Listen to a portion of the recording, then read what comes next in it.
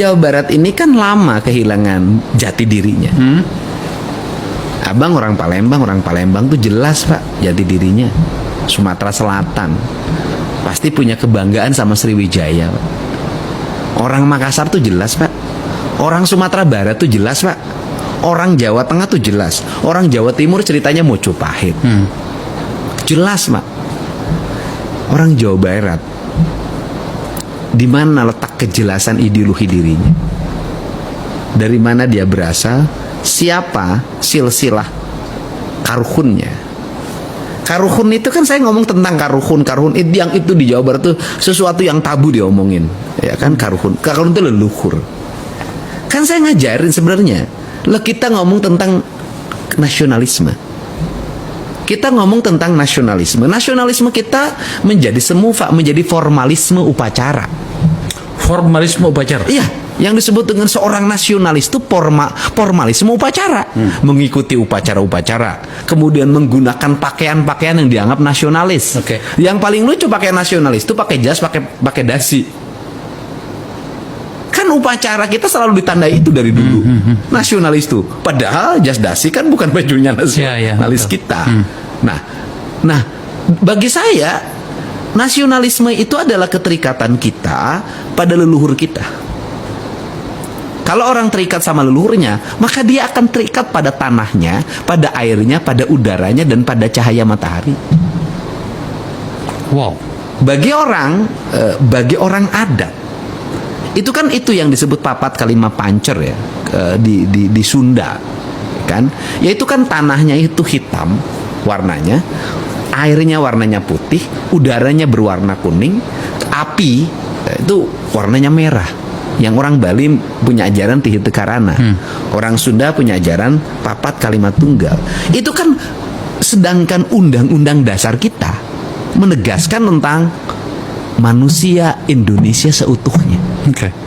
Nah, kalau manusia Indonesia seutuhnya berarti dia harus utuh, punya keterikatan batiniah, punya keterikatan lahiriah dengan seluruh alam di mana dia berasal dan di mana dia hari ini berpijak. Nah, keterikatan itu akan melahirkan ikatan moral. Makanya saya katakan di Sunda, sebenarnya kalau kita kembali pada ajaran Sunda, itu nggak ada jual beli tanah sebenarnya. Kan nggak boleh. Nggak ada jual beli tanah. Masa negara diperjualbelikan gitu loh. Itu perspektif kebudayaan loh.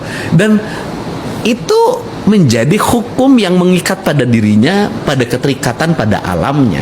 Nah, sehingga kalau ngomong, ini kita masuk lagi pada wilayah-wilayah ketuhanan. Nah, pertanyaannya adalah, ketika kita menjadi makhluk spiritual, makhluk beragama, ya kan? Kita kan langsung mengklaim diri kita beriman pada Allah.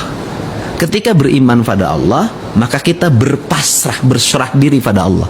Pertanyaan yang berikutnya adalah, ketika berserah diri pada Allah itu, kita harus mengikuti hukum Allah. Hukum Allah mana yang mengikat diri kita dalam setiap waktu, dan tidak perlu tafsir, tidak perlu pemahaman, tidak perlu ada diskusi, tidak perlu ada riwayat. Adalah hukum Allah yang sudah pasti tidak ada pemahaman dan terasa langsung oleh diri kita, adalah hukum kausalitas, hukum sebab akibat, hukum alam. Sudah pasti.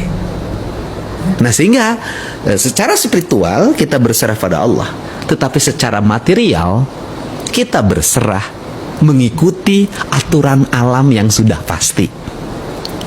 Saya tuh terhenyak loh Anda menjelaskan seperti ini ya. Sudah pasti. Saya berikan contoh. Saya berserah diri pada Allah menggunakan mikrofon ini.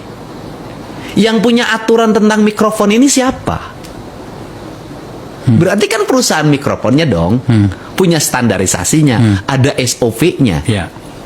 Maka ketika kita berserah pada Allah menggunakan mikrofon ini, maka secara SOP saya mentaati aturan yang diterapkan oleh yang punya mikrofon. Saya kemarin mengikuti pemilihan kepala daerah.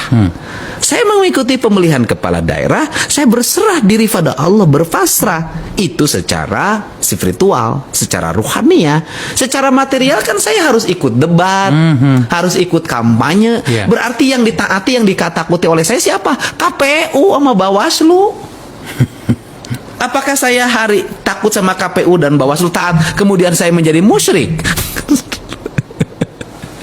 Kan materialnya harus ikut. Ketika kita naik pesawat, kita berserah pada Allah. Kan kita harus ikut dong aturan di pesawat. Nah, ketika kita tinggal di bumi ini, di alam ini, kita taat pada Allah. Jadi kita harus mengikuti hukumnya siapa? Ya hukumnya alam, karena Allah sudah memberikan tugas kepada alam dengan hukumnya. Saya mendekatkan situasinya dengan karakter forum ini, Kang. Lagi-lagi saya katakan saya kagum dengan penjelasan ini. Dilanjutin dulu sama saya. Nah, saya nanya juga ke Bang Faisal. Bang Akbar kan pernah memperlihatkan pada diri saya, Bang Akbar ini setiap hari berusaha, di sini, dimanapun, berusaha ya, ada rezeki ya, cari rezeki. Tapi kebahagiaan Bang Akbar itu kan ketika di kaki gunung Bogor. Kena kita ini. Saya betul-betul berbahagia di sana. Artinya bahwa manusia itu bahagia yang sejatinya ketika dia bersatu dekat dengan seluruh semesta. Orang yang banyak duit itu pergi ke gunung, Pak, pergi ke laut. Ini kan problem kita. Orang banyak duit itu pasti pergi ke gunung, pergi ke laut, pergi ke hutan. Problemnya adalah orang yang banyak duit itu merusak gunung, merusak laut, merusak hutan. Kan kacau. Bro, kena kita nih, bro. Saya tidak bisa membantah itu, karena saya punya tempat di kaki gunung. Saya selalu merasa terpanggil kembali ke sana.